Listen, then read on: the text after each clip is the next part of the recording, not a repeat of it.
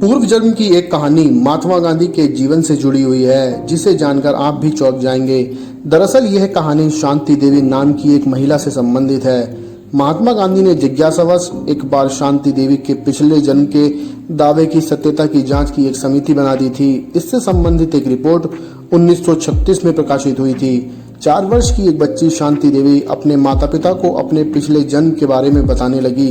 वह यह भी कहती थी कि उसके पति गोरे हैं और चश्मा लगाते हैं, उनके गाल पर मस्सा है, वह पूर्व जन्म में मथुरा में रहती थी, उसका एक पुत्र भी है। उसने एक बार अपनी माँ को यह भी बताया कि डिलीवरी के समय उसका एक बच्चा मृत पैदा हुआ था। मामला यह है कि जब शांति महज 4 साल की थी तभी उन्हें उनके पिछले जन्म की याद आ गई थी। दिल्ली में रहने वाली शांति देवी का कहना था कि उनका घर मथुरा में है और उनके पति आज भी उनका इंतजार कर रहे हैं। वह मथुरा जाने की बहुत जिद करती थी, लेकिन कभी भी अपने पति का नाम नहीं लेती थी। मात्र 4 साल की शांति देवी ने मथुरा के अपने गांव के बारे में ऐसी बातें बताई थी कि जिस पर किसी को भी भरोसा करना बहुत मुश्किल हो गया था। जब उन्हें स्कूल में दाखिला दिलाया गया तो वह सबसे यही कहती थी कि वह शादीशुदा हैं और अपने बच्चे को जन्म देने के 10 दिन बाद ही उनकी मृत्यु हो गई थी। जब स्कूल के अध्यापकों और छात्राओं से बात की गई तब उन्होंने बताया कि यह लड़की मथुरा की क्षेत्रीय भाषा में बात करती है। एक बार उनके दूर के रिश्तेदार बाबू बीचन चंद्र, जो दिल्ली के दरियागंज के रामजस उच्च विद्यालय के प्राध्यापक थे, उन्होंने शांति देवी को प्रलोभन दिया कि वे यदि उनके पूर्व जन्म के पति का नाम बता दें तो वे उन्हें मथुरा ले जाएंगे। इस प्रलोभन में आकर उन्होंने अपने पति का नाम बताया, केदारनाथ चौबे। बीचन चंद्र जी ने केदारनाथ जी को पत्र लिखा और सारी बातें विस्तार पूर्वक बताई। केदारनाथ जी ने पत्र का उत्तर देकर बताया कि शांति देवी जो भी कह रही है वह सच कह रही है, वह सत्य है, और उन्हें उनके दिल्ली निवासी भाई पंडित कांजीवन से मिलने के लिए कहा।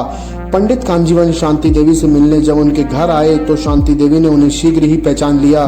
शांति देवी ने कहा कि वे केदारनाथ जी के चचेरे भाई हैं और यह भी बताया कि उन्होंने मटके में छुपाकर एक जगह पैसा रखा है। यह घटना घटने के बाद शांति देवी से मिलने केदारनाथ अपने पुत्र व अपनी दूसरी पत्नी के साथ आए। कहते हैं कि केदारनाथ और उनके बेटे को शांति देवी के सामने अलग अलग नामों से पेश किया गया था, लेकिन शांति देवी ने उन्हें देखते ही पहचान लिया। शांति देवी ने केदारनाथ को कई ऐसी घटनाओं के बारे में बताया जिसे जानकर वह भी चौंक गए और उन्हें विश्वास हो गया कि वे उनकी पत्नी है। लेकिन शांति देवी को यह देखकर धक्का लगा कि केदारनाथ ने दूसरी शादी कर ली है। उन्होंने पूछा कि आपने लुप्ती देवी से वादा किया था कि आप दोबारा शादी नहीं करेंगे। इसका केदारनाथ के पास कोई जवाब नहीं था। यह मसला महात्मा गांधी के पास आया तो उन्होंने इस केस की सत्यता की जांच के लिए 15 सदस्यों की एक कमेटी का गठन कर दिया। यह कमेटी शांति देवी को लेकर मथुरा आई। वहां पर तांगे में उन्हें बैठाकर वे केदारनाथ जी के घर की तरफ निकले। शांति देवी तांगे वाले को सारा रास्ता पूरी बार बताती रहीं। मथुरा पहुंचकर शांति देवी ने कई लोगों को पहचान लिया। केदारनाथ और लुप्ती देवी के सभी रिश्तेदार, घर परिवार आदि के लोग, सभी को वह पहचान गई। शांति देवी ने यह भी बताया कि मथुरा में उनके घर के आंगन में एक कुआं था। शांति देवी ने यह भी बताया कि केदारनाथ जी की दुकान द्वारकाधीश मंदिर के सामने है। अंत में वह अपने कमरे में गई और पैसों से भरा मटका निकाल कर बताया। जांच समिति ने यह निष्कर्ष निकाला कि शांति देवी के रूप में ही लुप्ती देवी ने दूसरा जन्म लिया है। शांति देवी उम्र भर अविवाहित रहीं। उनके मन में यह भी दुख रहा कि उनके पूर्व जन्म के पति केदारनाथ ने उनके मरने के बाद दूसरा विवाह कर लिया। बाद में शांति देवी खुद को सही साबित करने के लिए कई इंटरव्यू देती रहीं। उन्होंने अपना आखिरी इंटरव्यू अपनी मौत के 4 दिन पहले दिया था, जिसमें उन्होंने लुप्ती देवी के दर्द को बयां किया था। जब वे अपने जीवन के अंतिम क्षणों में थीं, तब शांति देवी का कहना था कि वह जब लुप्ती देवी अपनी देह त्यागने वाली थी तब उनके पति ने उनसे कई वादे किए जिन्हें वह अब तक पूरा नहीं कर पाए हैं। 18 जनवरी सन 1902 मथुरा के चतुर्भुज में एक बालिका का जन्म हुआ था जिसका नाम लुप्ती देवी रखा गया था।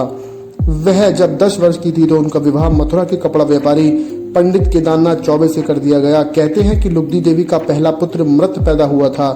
25 सितंबर 1925 को लुप्ती देवी पुनः मां बनी और उन्होंने एक पुत्र को जन्म दिया, परंतु 9 दिन बाद ही लुप्ती देवी की मृत्यु हो गई। इसके बाद 11 दिसंबर 1926 को दिल्ली के एक छोटे मोहल्ले में बाबूरंग बहादुर माथुर के यहाँ एक पुत्री पैदा होती है जिसका नाम शांति देवी रखा गया था। बताया जाता है कि शांति देवी की मौत 27 दिसंबर 1987 को हुई। तो दोस्तों, पुनर्जन्म की ये दास्तां आपको कैसी लगी और आप पुनर्जन्म पर क्या राय रखते हैं, कमेंट बॉक्स में हमें जरूर बताएं। मिलते हैं अगली वीडियो में, तब तक के लिए धन्यवाद दोस्तों।